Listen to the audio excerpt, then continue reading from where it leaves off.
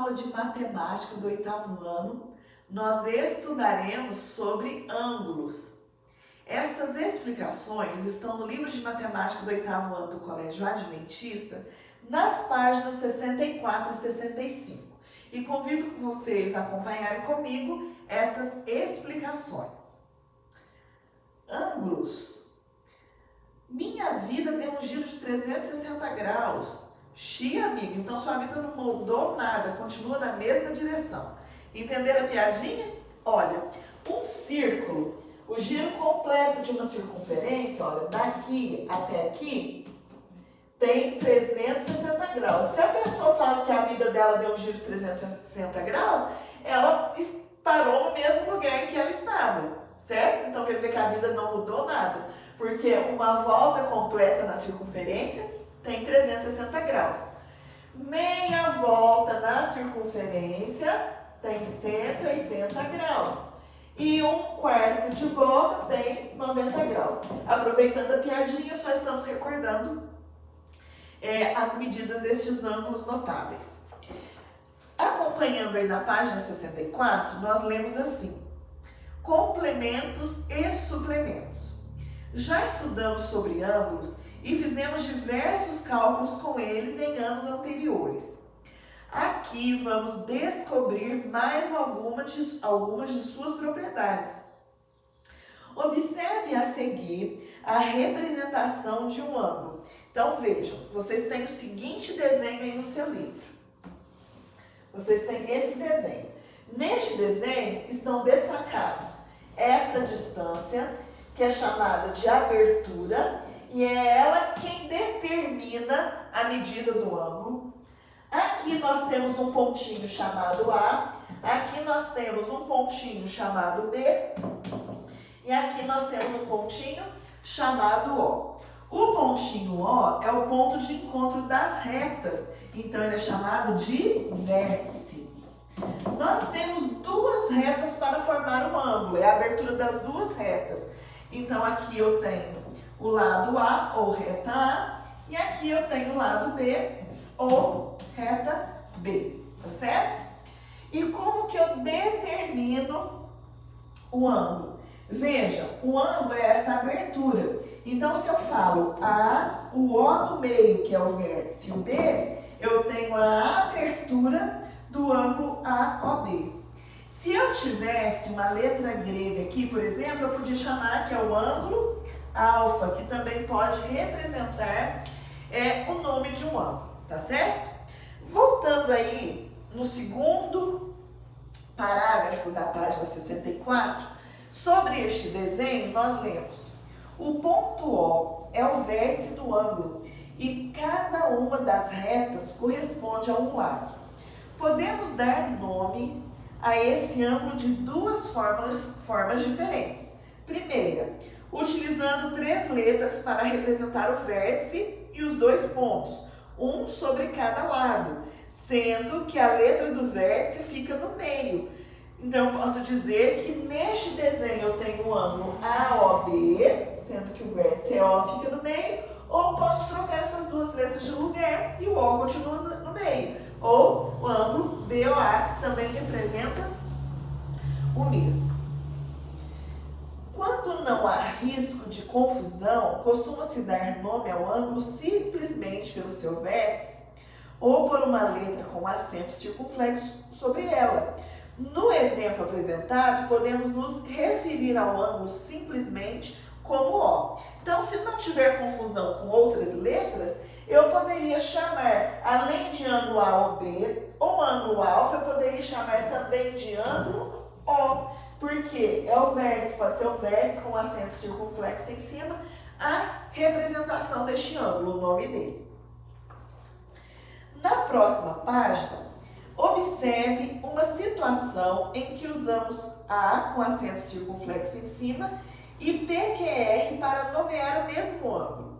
Note que mais de um ângulo tem o vértice Q, PQR, PQS, RQS, por isso a notação Q com acento circunflexo em cima não seria adequada para o nome dos ângulos. Então vejam, Eu vou desenhar para vocês o desenho da página 65 para vocês entenderem o que lemos no último parágrafo. Nós temos o seguinte desenho, este aqui, olha, certo? Aí nós temos aqui o ângulo B, temos este outro aqui mais fechadinho, o ângulo A. O vértice está chamado de Q. Aqui eu tenho o ponto P, tenho na outra o ponto R e tenho o ponto S. Vejam, o ângulo A, ele pode ser chamado de PQR. É o mesmo que ângulo PQR. Coloquei o Q no meio e as retas que o delimitam nas extremidades. Se eu dissesse só ângulo Q, eu poderia confundir com esse aqui, não poderia? Agora, olha só o ângulo B. O ângulo B está delimitado pelas retas R e S. Então, RQS também é o ângulo B. É outra forma de nomearmos o ângulo B. Foi isso que nós lemos no último parágrafo da página 64.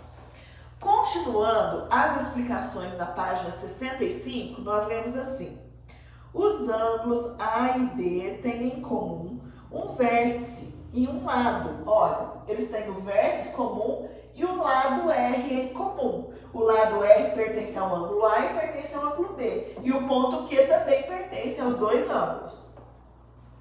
Por isso, eles são chamados de ângulos adjacentes. Se eu tiver uma reta, uma linha, um lado que pertence a dois ângulos diferentes, quer dizer que esses ângulos são adjacentes. Neste exemplo, A é adjacente a B, certo? Além dos adjacentes, existem outros tipos de ângulos. Nas situações a seguir, você vai conhecer dois deles. Vejam só a situação 1. Dois ângulos são chamados de complementares quando a soma de suas medidas é 90 graus. Vejam só neste primeiro retângulo azul. Dentro do retângulo azul, você tem o ângulo de 65 graus e o de 25 graus, não tem? Qual é o resultado da soma de 65 mais 25? 90. Se você somou dois ângulos e a soma dos dois são 90, quer dizer que estes ângulos são complementares, porque os dois juntos resultam em 90 graus. Olha só, o segundo desenho. Você tem um que mede 50 e o outro que mede 40. Quanto é 50 mais 40? 90. Se a soma destes dois ângulos é 90 graus, quer dizer que eles são complementares. E tem um último exemplo aí também, x e x menos 90, que se juntos dão 90 graus, eles são chamados de ângulos complementares. Dizemos que 25 é o complemento de 65, porque 65 é o que falta para dar 90 graus. Dizemos que 40 é o complemento de 50, porque 50 é o que falta para o 40 resultar em 90 graus. Então, o que você precisa decorar? Que ângulos complementares são dois ângulos que, quando juntos, formam 90 graus. Então, qual que é o resultado total de dois ângulos complementares? 90 graus. Um mais o outro tem que dar 90 graus. Na segunda coluna da página 65, vocês têm uma outra situação, que é a situação dos ângulos suplementares. Vejam, situação 2. Dois ângulos são suplementares quando a soma de suas medidas é 180 graus. Se eu somo 120 com 60, dá 180. Então, 120 e 60 graus são ângulos suplementares. Se eu somo 150 com 30, 150 mais 30 dá 180 graus. Então, quer dizer que 150 e 30 são ângulos suplementares.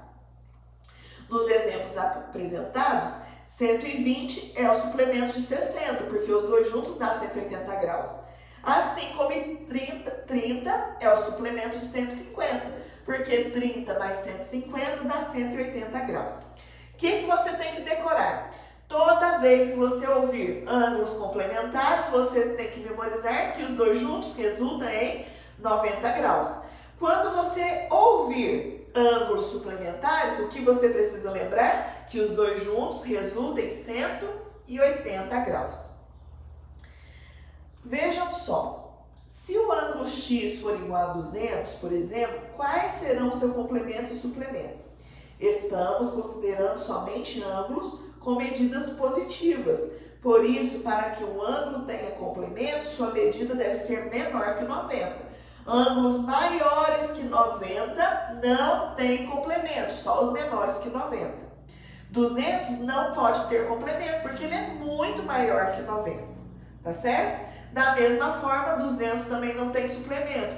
Para que um ângulo tenha suplemento, ele precisa ser menor que 180 graus. Baseando-se nessas explicações, vocês farão agora as atividades da página 66 do seu livro de matemática.